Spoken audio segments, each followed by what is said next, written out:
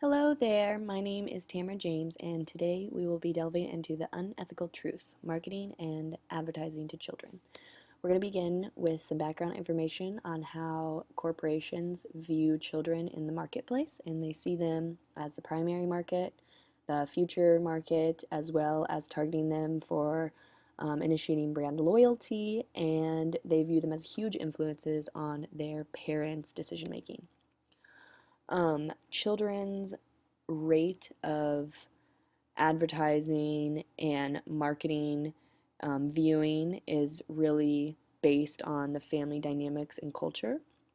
And the new cultures and dynamics are really based on these principles of parents having um, their amounts of income, their level of education, how many children they have. There's way more single parents, and this new idea that negotiating relationships between parents and children rather than command.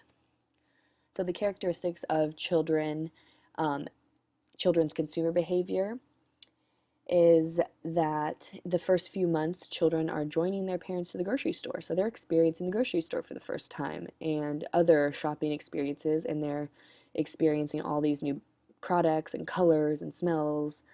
And the 2 to 5-year-olds cannot distinguish fantasy and reality. The 5 to 8-year-olds are making their first purchases with mommy and daddy, while the 8 to 12-year-olds could kind of care less about their parents' opinion and really care about their friend's opinion.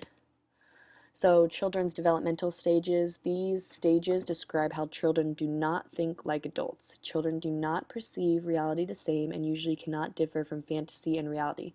This makes them vulnerable to product information and how they perceive it.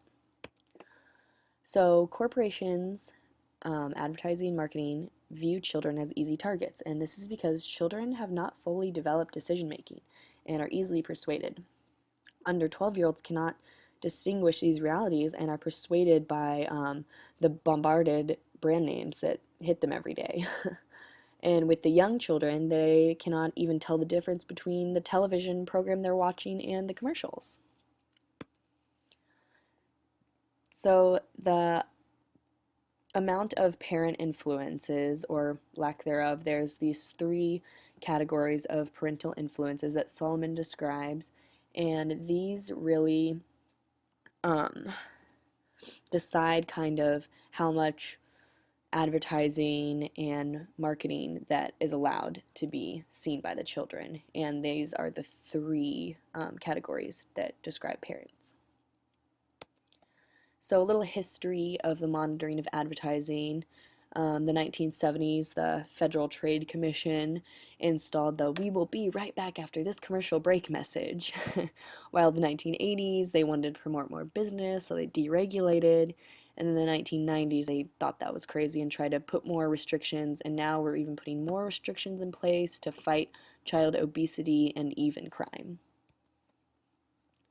So why is advertising a problem? So besides the developmental stages these children are going through, there was a recent survey given to young children, and they were asked what they wanted to be when they grew up, and majority of the kids said they wanted to make money, which is instilling this idea that materials give them value, and more children today are thinking that their value depends on how many material items they have. So some more problems. They're just pretty much bombarded by advertising in all directions, including schools, and even they're kind of promoting them at unhealthy behaviors such as fast food advertisements that directly target children. They're promoting unhealthy behavior. So along with these developmental problems, there's also a problem in the market that they are selling sex and violence and tobacco to children. And these are just a couple examples. The Britney Spears, Miley Cyrus, they started off as child icons. They were directed towards to be children's celebrity stars, and that's what they were viewed as. They started in like Disney Channel and such, and now they're sex icons, and kids do not know the difference and do not know that they are developmenting into adults because they are younger and they just do not understand that yet. So just a little detail. behind kind of selling sex to kids. There's these Barbie dolls and Bratz dolls and Britney Spears and Miley Cyrus, all these bombardedness of sex icons. And there was actually a poll recently that showed more adolescents knew who Miley Cyrus was than the President of the United States was. So along with that, a little more detail on violence. It's no new concept that violent video games are promoting violence in mostly young boys. There's been many studies showing the correlation between violent video games and increased aggression, hostility, fighting among teachers and students and parents. And it's with this increase of realistic video games, violent video games. This was surprising to me as well. Alcohol and tobacco being marketed to children more and more. And there was a study done where 50 movies were reviewed, and like 38, I'm pretty positive 38, said or showed that there was an instance where alcohol and tobacco were being used. And this is showing the alcohol and tobacco looking desirable instead of telling or revealing the negative effects.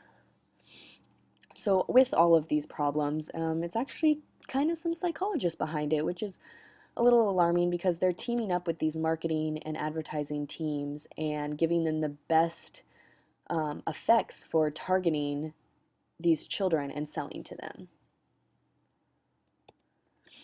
So there's no wonder that advertising and marketing companies target children because it makes a lot of money. I mean, look at these numbers, 28 billion, 100 billion, 249 billion. It's a lot of money to make. So there's money-making opportunities going on. So why is marketing considered unethical to children?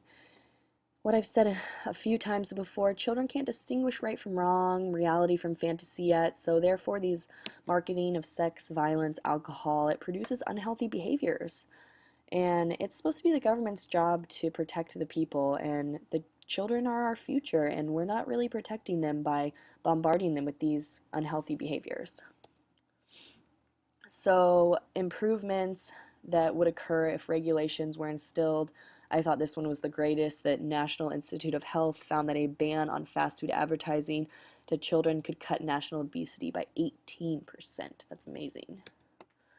Some movements towards regulating is just there needs to be more research done, a lot more research done to show the negative effects of these target advertisements to children. And just some references, and that will conclude my presentation. Thank you very much.